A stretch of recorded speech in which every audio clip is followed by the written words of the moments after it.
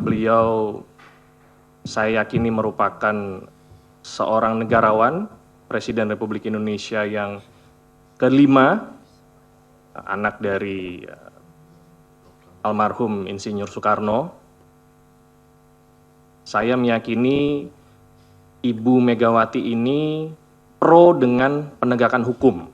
Mau minta responnya lagi soal yang pernyataan Bu Megawati soal kalau misalnya Hasto ditangkap dia bakal ke sini. Itu aja. Thank you. Ya, ya kita sama-sama ketahui ya bahwa saudari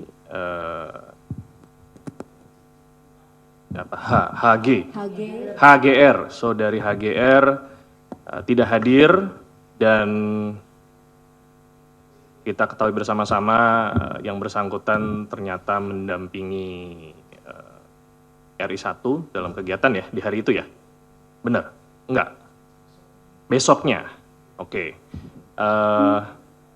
Tentu dalam hal ini penyidik akan menilai apakah ketidakhadiran beliau ini ada alasan yang patut dan wajar, apakah mungkin beliau menyampaikan informasi kepada penyidik atau tidak, sebagaimana saudara YL ini menyampaikan kepada penyidik, ini nanti saya akan perdalam lagi.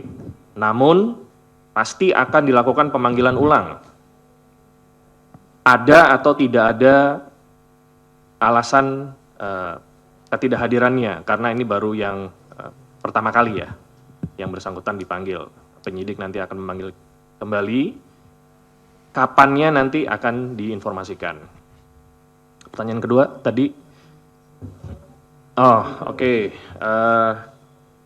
Ya jadi saya setelah ditanya kemarin rekan-rekan pasca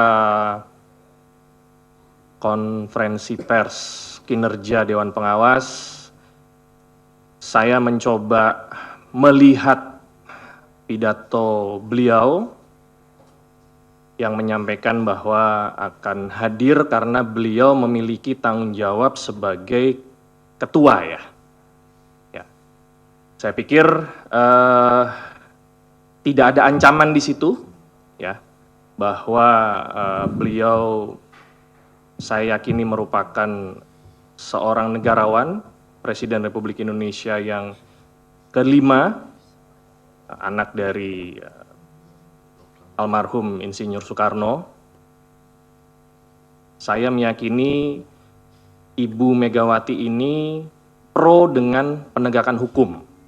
Ya.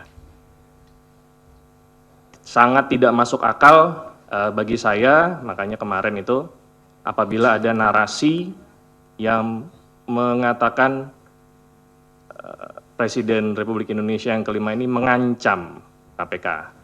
Tapi ternyata setelah saya lihat videonya tidak seperti itu.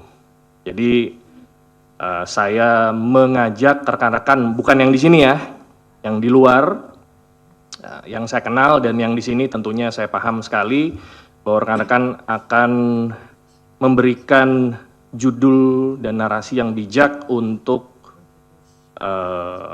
persatuan bangsa ini ke depan. Ya, saya pikir tanggapan saya seperti itu. Lanjut. Baik Mas, masih terkait dengan pemanggilan Yasona Lawli.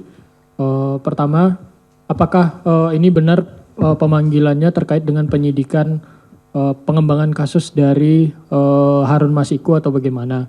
Terus jika memang berkaitan dengan itu, kenapa yang bersangkutan itu baru diperiksa sekarang gitu? Terus yang kedua terkait dengan kasus OTT Bengkulu, terkait dengan penahanan Rohidin Marsyah dan 2 tersangka lainnya itu kan terakhir hari ini ya, tanggal 13 Desember 2024. Apakah penahanan para tersangka itu diperpanjang dan jika ya diperpanjangnya sampai beberapa hari ke depan atau berapa lama gitu? Mungkin itu saja, terima kasih. Ya, baik. Saya jawab dulu yang kedua. Betul, kemarin dan 2 hari yang lalu sudah dilakukan perpanjangan penahanan bagi para tersangka penyidikan perkara Bengkulu untuk 40 hari ke depan. Ya. Jadi ini perpanjangan penahanan di tingkat penuntut umum. banyak teman-teman jurnalis yang mengatakan kenapa kok diperpanjang? Ya karena penyidik masih memerlukan waktu untuk memperkuat alat bukti, untuk memeriksa saksi-saksi yang ada, tersangka, dan hal-hal lainnya. Bagi penerima, kalau di perkara suap ya, saya berbicara perkara suap, bagi penerima maka batas waktu maksimal itu 120 hari.